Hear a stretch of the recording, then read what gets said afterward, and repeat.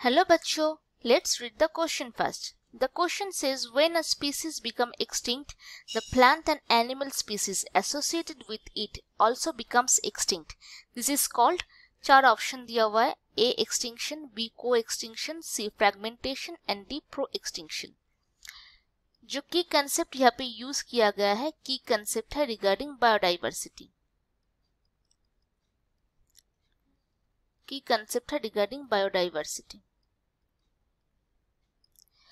अब एक species extinct होने की वजह से दूसरे स्पीसीज अगर एक्सटिंक्ट हो जाए तो उसे क्या कहते हैं. चार ऑप्शन दिया गया है. पहला ऑप्शन है एक्सटिंक्शन.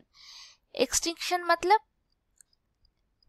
अगर कोई एक स्पीसीज एक्सटिंक्ट हो जाए, मतलब उसका एंटिटी खत्म हो जाए और डिसअपियर हो जाए, तो उसे बोलेंगे एक्सटिंक्शन, मतलब डिसअपियरेंस.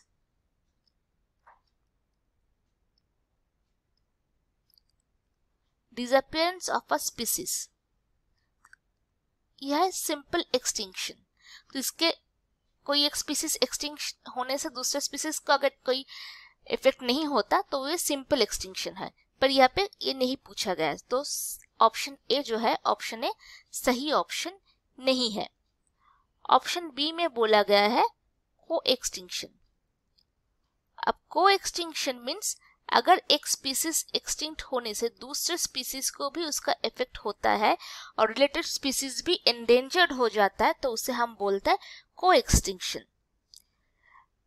इसका मतलब loss of a host species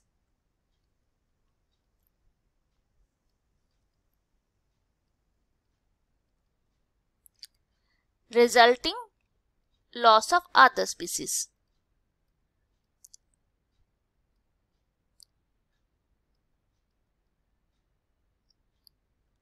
ये अगर होता है तो इसे बोलते हैं को एक्सटिंक्शन, मतलब एक से ज्यादा स्पीसीज एक ही साथ में एक्सटिंक्ट हो रहा है.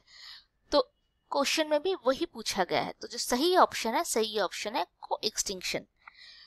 ऑप्शन सी में दिया गया है फ्रैगमेंटेशन.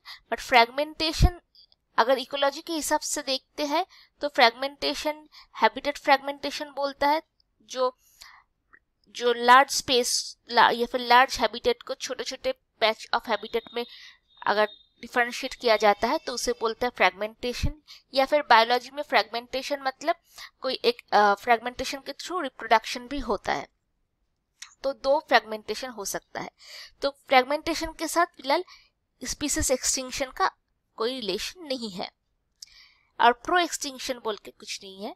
तो जो सही आंसर है को extinction. Hope you understand well and all the best.